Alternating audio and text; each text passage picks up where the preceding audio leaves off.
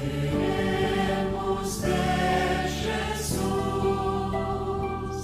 caminho, verdade e vida. Queremos ver Jesus, queremos ver Jesus. Olá, meus queridos amigos, estamos aqui reunidos para nos preparar para o 5º domingo da Quaresma. No calendário litúrgico antigo, do 5º domingo da Quaresma até a Semana Santa, se celebrava um tempo especial, que era chamado Tempo da Paixão. Então, dentro da Quaresma, havia esse Tempo da Paixão, onde as leituras e a liturgia como um todo falava diretamente dos últimos sofrimentos de Jesus antes de começar a carregar a sua cruz. Com a reforma do Concílio Vaticano II, esse tempo da paixão não existe mais. Então todo esse tempo agora é chamado apenas tempo da Quaresma. Porém, nessa tradição antiga, a partir do 5º domingo da Quaresma, como se concentrava-se mais a liturgia nos sofrimentos de Jesus, havia o costume de se cobrir os santos na igreja com um pano roxo, que é a cor da Quaresma. Porque toda a atenção, a partir do 5º domingo da Quaresma, na liturgia, se volta para Jesus, para o sofrimento de Jesus, para a sua cruz e já esperando a sua ressurreição. Portanto, apesar de que o tempo da paixão não existe mais no nosso calendário litúrgico, mas o costume de se cobrir os santos ainda permanece e é um costume bonito. Quando o costume de se cobrir os santos, que é um costume opcional na liturgia, quando ele é realizado nas nossas comunidades, de algum modo ele precisa ser explicado para as pessoas, porque a liturgia ela é também uma catequese. Então, por vezes as pessoas veem os santos cobertos, mas não sabem o porquê. Então é interessante que se alguma comunidade adotar esse costume, que também haja uma catequese, uma explicação sobre esse sentido. Nós cobrimos os santos para que toda a atenção se volte para Jesus. Aqui em nossa paróquia, nós decidimos então, a partir desse 5º domingo da Quaresma, cobrir a imagem dos santos, mas deixar as imagens de Jesus. No caso, o nosso ícone do Cristo ressuscitado e a cruz que fica ao lado do altar. Por quê? Nós cobrimos os santos para que toda a atenção se volte apenas para Jesus, para a imagem de Jesus, para a cruz de Jesus e, sobretudo, para o altar do Senhor. Então, que nós possamos vivenciar bem esse costume litúrgico, vivenciar bem o nosso tempo da Quaresma, que agora nós já estamos caminhando para o final dela, para que nós possamos assim converter o nosso coração, converter as nossas comunidades para celebrar bem a Páscoa do Senhor. Então os santos, eles permanecerão cobertos a partir do 5º domingo da Quaresma e eles serão descobertos na Vigília Pascal. Lembram que lá no Tríduo Sagrado, na quinta-feira santa após a missa, o altar também é desnudo, tirado a toalha, tirado as velas, tirado todas as flores, permanece desnudo até a Vigília Pascal. No canto do Glória, no Sábado Santo, a grande alegria da ressurreição, nós vamos cobrir o altar, colocar velas, colocar flores e descobrir os santos, como sinal do Cristo que ressuscitou, o Cristo luz, Sírio Pascal, luz do mundo, que ilumina todo o mundo, toda a igreja, todos os santos e toda a humanidade. Passemos então ao primeiro passo do nosso exercício da Lexio Divina, que é a leitura, onde vamos nos ater ao texto, aos lugares, aos personagens e às principais falas que o texto nos traz. Leitura do livro do profeta Jeremias. Eis que virão dias, diz o Senhor, em que concluirei com a casa de Israel e a casa de Judá uma nova aliança, não como a aliança que fiz com seus pais, quando os tomei pela mão para retirá-los da terra do Egito, e que eles violaram, mas eu fiz valer a força sobre eles, diz o Senhor. Esta será a aliança que concluirei com a casa de Israel, depois desses dias, diz o Senhor. Imprimirei minha lei em suas entranhas, e hei de inscrevê-la em seu coração. Serei seu Deus, e eles serão meu povo. Não será mais necessário ensinar seu próximo ou seu irmão, dizendo: conhece o Senhor. Todos me reconhecerão, do menor ao maior deles, diz o Senhor, pois perdoarei sua maldade, e não mais lembrarei o seu pecado. Palavra do Senhor. Graças a Deus. Esta leitura do profeta Jeremias, ela se passa então como uma grande profecia sobre a aliança. Os personagens que aparecem nesse texto, o próprio Senhor, que fala com o profeta e com o povo, Jeremias, que é o portador dessa mensagem, e o povo que receberá a conclusão da aliança de Deus. O tema central dessa leitura, a aliança. Então, quando formos fazer a nossa oração pessoal, nossa reflexão sobre esse texto, fixemos a nossa atenção sobre esse tema, a aliança do Senhor. Deus é fiel na aliança, mas o povo de vez em quando viola essa aliança, transgride a aliança do Senhor. Mas Deus nunca desanima de permanecer fiel e concluir essa aliança com seu povo. Algumas palavras que precisamos prestar atenção quando vamos proclamar esta leitura. Concluirei, então atenção com esse verbo no futuro, indicando que a conclusão da aliança ainda irá chegar. Concluirei. A palavra entranhas, Deus que vai inscrever, vai imprimir a lei, o amor, nas entranhas do povo, ou seja, no mais profundo da existência do coração. Inscrevê-la, novamente falando dessas leis do Senhor. Atenção para, nessa leitura e também algumas outras, algumas frases que aparecem entre aspas ou entre apóstrofo. O que é isso? Aspas são aqueles dois risquinhos no final ou no começo de alguma frase. E o apóstrofo é um risquinho só, no começo e no final. Esses dois sinais gráficos, eles indicam que dentro da leitura, naquela frase que está dentro desses sinais, está acontecendo a fala de alguém. Então a gente precisa cuidar e fazer também a entonação de alguém que fala dentro daquela frase. Por exemplo, nessa leitura de Jeremias diz assim: não será mais necessário ensinar seu próximo ou seu irmão dizendo. Aí tem um apóstrofo e a frase, conhece o Senhor, e fecha apóstrofo. Então ficaria assim, ou seu irmão dizendo, conhece o Senhor, todos me reconhecerão.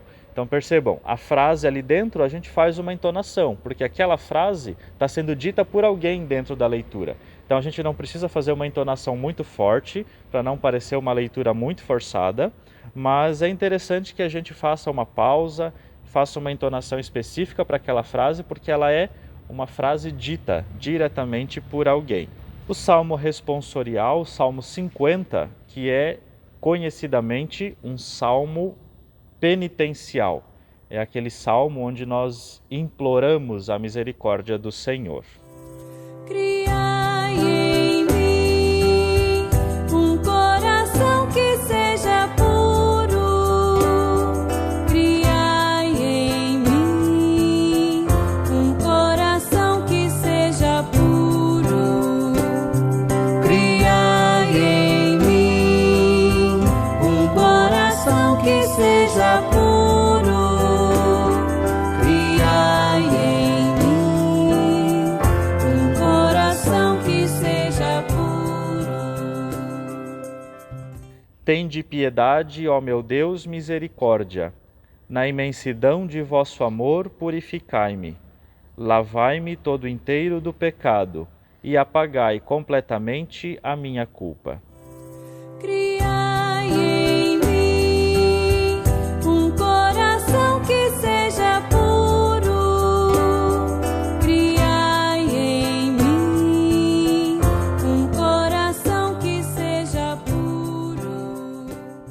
criai em mim um coração que seja puro. Dai-me de novo um espírito decidido. Ó Senhor, não me afasteis de vossa face, nem retireis de mim o vosso Santo Espírito.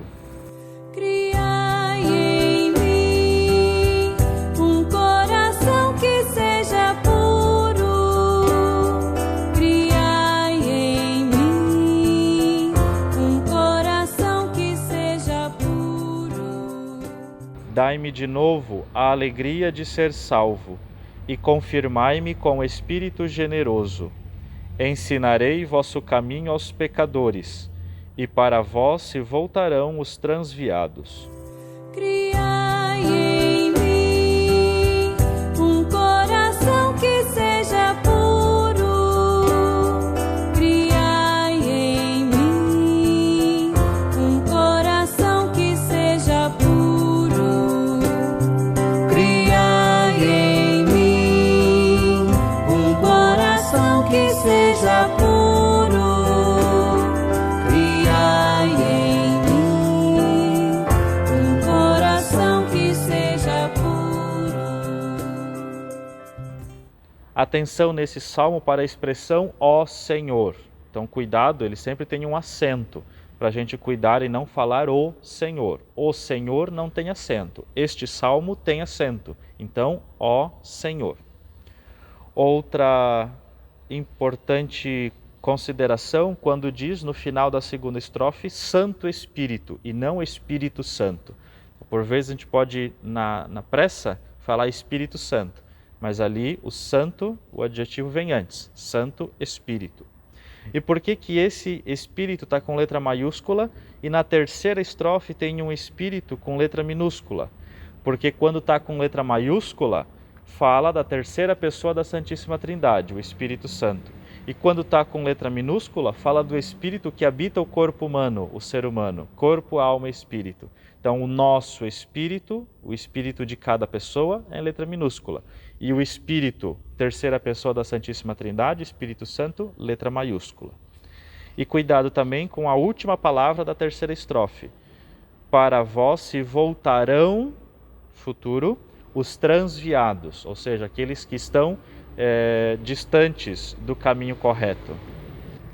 A segunda leitura é da carta aos Hebreus. Cuidado para a gente não dizer carta de São Paulo aos Hebreus, porque não se tem certeza de que essa carta ela é de autoria ou de inspiração de São Paulo. Por isso que no começo é apenas carta aos Hebreus e não de São Paulo aos Hebreus. Apesar de que no cânon bíblico essa carta está junto com as demais cartas paulinas, mas não se sabe ao certo a sua autoria. Portanto, ela se diz apenas carta aos Hebreus. Leitura da carta aos Hebreus. Cristo, nos dias de sua vida terrestre, dirigiu preces e súplicas com forte clamor e lágrimas àquele que era capaz de salvá-lo da morte. E foi atendido por causa de sua entrega a Deus. Mesmo sendo filho, aprendeu o que significa a obediência a Deus, por aquilo que ele sofreu. Mas, na consumação de sua vida, tornou-se causa de salvação eterna para todos os que lhe obedecem. Palavra do Senhor. Graças a Deus. Esta carta aos Hebreus, que é uma carta que fala muito de Cristo como sacerdote da nova aliança, portanto tem ligação com a primeira leitura, quando Deus quer inscrever de uma forma definitiva no coração do homem, da mulher, a aliança. E Cristo vem então para selar essa nova e eterna aliança. Cuidado lá no comecinho da leitura, quando tem aquele com crase, aquele acento ao contrário. A gente pronuncia duas vezes a letra onde tem a crase. Portanto, aquele que era capaz de salvá-lo da morte. O Evangelho é tirado de São João, capítulo 12. Naquele tempo, havia alguns gregos entre os que tinham subido a Jerusalém para adorar durante a festa. Aproximaram-se de Filipe, que era de Betsaida da Galileia, e disseram: Senhor, gostaríamos de ver Jesus. Filipe combinou com André e os dois foram falar com Jesus. Jesus respondeu-lhes: Chegou a hora em que o Filho do Homem vai ser glorificado. Em verdade vos digo, se o grão de trigo que cai na terra não morre, ele continua só um grão de trigo. Mas se morre, então produz muito fruto.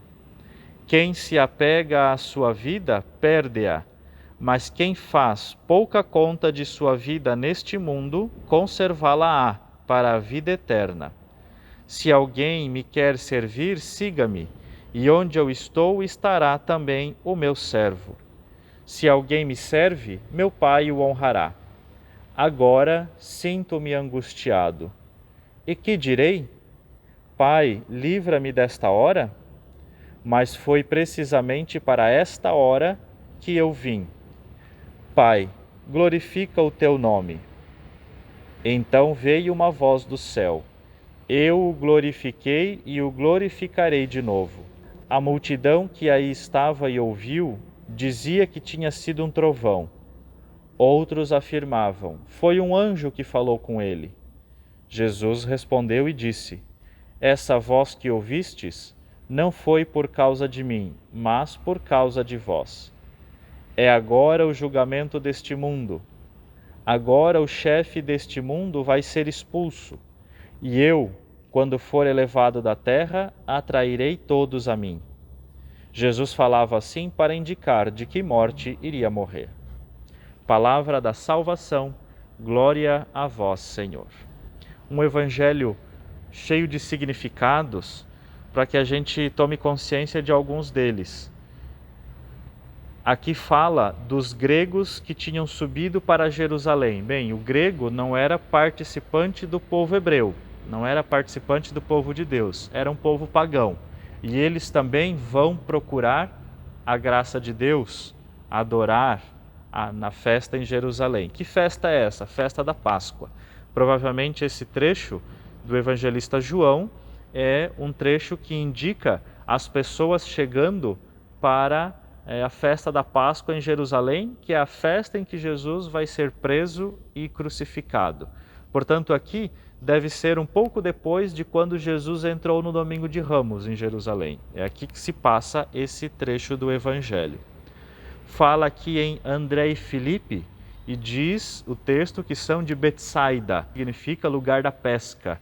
Então aqui indica já a missão, né, dos apóstolos, dos seguidores de Jesus, que é ser pescador, pescador de almas, pescador de homens e mulheres, de pessoas. Aqui Jesus, ele também fala, né, da realidade do servo, né, aquele que me serve, aquele que está comigo. Aqui se usa também da imagem da voz de Deus que fala com Jesus, e Jesus diz, olha, essa voz não é por causa de mim, é por causa de vós. Então Deus que novamente confirma Jesus como Messias através dessa voz, né, que diz, eu o glorifiquei lá no batismo, na concepção, na eleição de Cristo como Messias, e o glorificarei de novo na cruz. Jesus usa de novo aquela imagem quando for levantado da terra, como o evangelho do domingo passado, a serpente levantada no deserto para a salvação, é Cristo que é levantado na cruz, e eu atrairei todos a mim, diz Jesus. Então a cruz, a graça da cruz como a graça que atrai o povo para a nova e eterna aliança. Para a nossa meditação, podemos então ficar com essas duas imagens dessa liturgia. Primeiro, a aliança e segundo, o sofrimento, a cruz. A aliança, Deus já vem preparando desde o Antigo Testamento para o seu povo. Diz a carta aos Hebreus que Jesus é o sacerdote que vai selar esta aliança para sempre. Que aliança é essa? É a misericórdia que Deus quer estabelecer por meio de Jesus com toda a humanidade. E a misericórdia nos chega através da cruz de Jesus, da graça da cruz e da ressurreição. Deus quer estabelecer essa aliança não através somente de um rito exterior ou através de um sinal exterior, material ou externo a nós, mas Deus quer estabelecer essa aliança nas entranhas de cada ser humano. Jesus ele veio para trazer então essa graça definitiva. Quando Jesus entrega o cálice na última ceia para os seus discípulos e quando o Padre renova esse gesto em cada Santa Missa, ele diz: esse é o cálice do meu sangue, o sangue da nova e eterna aliança. Então que nós possamos, queridos amigos, renovar a cada missa, renovar a cada dia, renovar a cada momento, a cada sofrimento da nossa vida, a nossa aliança com Deus. A aliança que é permanente. Na alegria, clamar a misericórdia de Deus. No sofrimento, clamar a misericórdia de Deus. Quando tudo vai bem, procurar a misericórdia. Quando as coisas não vão bem, procurar a misericórdia. Ou seja, em todos os momentos da nossa vida, em todos os momentos por qual a história do mundo passa, por qual passam nossas famílias, nossas comunidades, a igreja, cada um de nós. Renovar sempre o nosso amor a Deus. Não participamos da comunidade por causa do padre, por causa do fulano, do ciclano, por causa disso ou daquilo, por um desentendimento deixamos de participar, depois voltamos. Não, participamos da comunidade por causa de Jesus, porque o nosso amor a Ele é grande, é eterno, é imenso. Que nós possamos então olhar para Jesus, que aqui no Evangelho vai caminhando já para os momentos finais, para a crucificação. Que nós possamos aproveitar, como o evangelista João, desse pequeno detalhe que os gregos pediram para Filipe. Queremos ver Jesus. E João dá uma grande catequese sobre o serviço, sobre o sofrimento, sobre a glória, sobre a graça de Deus e sobre a ressurreição. Que nós também possamos pedir a todo momento a Deus essa graça que os gregos pediram. Queremos ver Jesus. Ver Jesus. Talvez não com os olhos físicos, apesar de que nós também temos essa graça de vê-lo nas pessoas sofredoras, no sacramento da Eucaristia, na simplicidade do pão e do vinho, na palavra que nós vemos o leitor proclamar na Santa Missa, nas celebrações, mas que muito mais do que com olhos físicos, possamos ver Jesus com o coração, senti-lo presente entre nós, sentir que Ele passa no meio de nós, na nossa frente, na nossa vida, e às vezes passa com a cruz às costas. Que nós possamos olhar para Jesus e renovar a nossa aliança de amor, nossa aliança de fé e de misericórdia em Deus, na sua graça e nas bênçãos que Ele tem para cada um de nós. Que nós possamos vivenciar muito bem este finalzinho da Quaresma, nesse quinto domingo, tempo da paixão, tempo da Quaresma, em que somos convidados a voltar os nossos olhos para Jesus, para a sua cruz e para a sua ressurreição. Vamos assim elevar a Deus as nossas preces, nossa oração cotidiana, através das preces da comunidade. E nós vamos responder, depois de cada prece, esta bonita oração: recriai-nos, Senhor, em vosso amor. Recriai-nos, Senhor, em vosso amor. Ajudai-nos a ser fiéis à vida nova que vós nos destes em vosso Filho Jesus e confirmai-nos na pertença ao vosso reino, nós vos pedimos confiantes. Recriai-nos, Senhor, em vosso amor. Fazei-nos seguir vosso exemplo, pois passastes pelo mundo fazendo bem, sendo solícito para com os mais necessitados, nós vos pedimos confiantes. Recriai-nos, Senhor, em vosso amor. Ensinai-nos a trabalhar com dedicação e consciência na construção da vida, da justiça, da solidariedade e da paz, nós vos pedimos confiantes. Recriai-nos, Senhor, em vosso amor. Curai os que estão feridos por causa da maldade e perda do sentido da vida, tocai no coração dos que promovem o mal e a todos libertai, nós vos pedimos confiantes. Recriai-nos, Senhor, em vosso amor.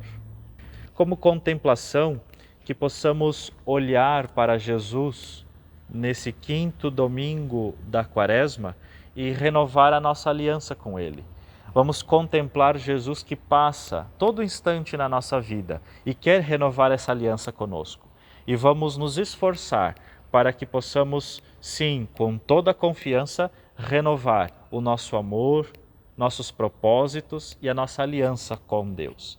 Como gesto concreto desta semana, é que nós possamos ir numa igreja, ou se não for possível, por conta ainda das restrições da pandemia, em casa mesmo, vamos fazer o exercício da Via Sacra esta semana, mas vamos fazer com bastante tempo, com bastante calma, com bastante dedicação e meditar bem os últimos passos de Jesus nesta terra, através da sua cruz, do seu sofrimento e da sua morte. Que nós possamos, através dos sinais litúrgicos, dos símbolos sagrados, através da graça de Deus e dos seus sofrimentos na cruz, vivenciar com muita espiritualidade este quinto domingo da Quaresma.